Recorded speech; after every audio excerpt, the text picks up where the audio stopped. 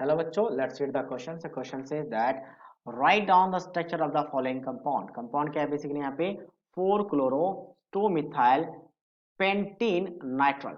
ठीक है. तो सबसे पहले नेम कैसे लिखा जाता है उसकी बात करते हैं. जो बेसिक स्ट्रक्चर है सबसे पहले लिखा जाता है प्रीफिक्स या प्रीफिक्सेस जो मेन चेन में नहीं होते, एज ए सब्स्टिट्यूएंट्स होते हैं. फिर लिखा जाता है यहाँ पे वर्ड रूट. तो वर्ड रूट ये बताते हैं कि number of carbon main chain में कितने हैं. फिर लिखा जाता है आपके पास सफिक्स प्राइमरी, ये होता है आपके पास एन, एन या आइन.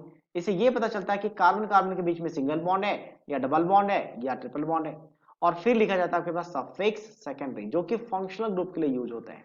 अब उल्टा देखना है हमें इसके लिए स्ट्रक्चर बनाने के लिए उल्टा. तो नाइट्राइल बेसिकली यूज होता है साइनाइड ग्रुप के लिए, मतलब कार्बन नाइट्रोजन के बीच एक ट्रिपल बॉन्ड हो गया साइनाइड ग्रुप.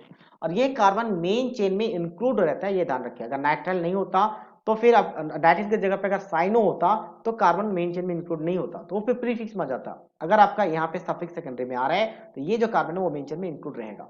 उसके बाद यहाँ पे देखें तो ध्यान से इन लिखा हुआ है ए एन ई, तो मतलब कार्बन कार्बन में सिंगल बॉन्ड रहेगा. और उससे पहले वर्ड रूट होता है जो मेन चेन में कितने कार्बन उसका पता चलता है. तो यहाँ पे लिखा गया पेंट, तो पेंट 5 कार्बन के लिए यूज होता है, तो मतलब number of carbon main chain में 5 होंगे.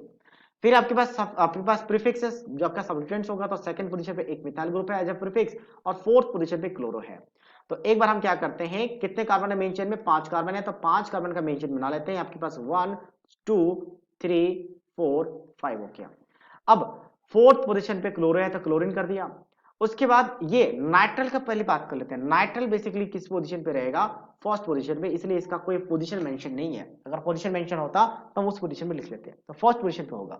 उसके बाद फोर्थ पे क्लोरो और सेकंड पे मिथाइल, तो सेकंड पे मिथाइल लेंगे, तो ये हो जाएगा स्ट्रक्चर पूरा. लेकिन कार्बन की कुछ ऐसे कार्बन है जिसके वैलेंसी कंप्लीट नहीं हुए थे, तो उसके वैलेंसी कंप्लीट करने के लिए आप क्या करोगे, हाइड्रोजन ऐड करोगे. हाइड्रोजन के साथ वैलेंसी कंप्लीट करेंगे. तो कार्बन की बेसिकली वैलेंसी 4 होती है, तो टोटल 4 बॉन्ड होना चाहिए. जहां जहां पे कम लग रहा है आप उतने ही हाइड्रोजन ऐड कर दो ताकि 4 बॉन्ड बन जाए. So this is the final structure of this compound that the name is given above. So I hope you understood it well. All the best.